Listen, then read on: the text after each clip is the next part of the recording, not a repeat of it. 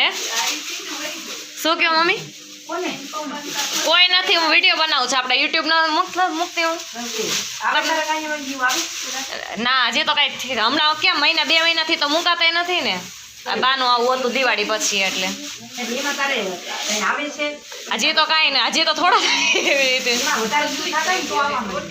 View તો આવે છે, સબસ્ક્રાઇબ નથી થતા. ઈ થવા જોઈએ. અને પછી આ કન્ટિન્યુ રહેવું જોઈએ. હું પાછી ક્યારેક ક્યારેક જ બનાવું છું એટલે. ચલો જો મસ્ત રસોઈ બની ગઈ છે. જો અહીંયા સરસ મજાની દાળ, સરસ વાલોડનું શાક, દાળ ભાતનો છે પ્રોગ્રામ છે. ને કુકરની સીટી મામી એમાં શું મૂક્યું?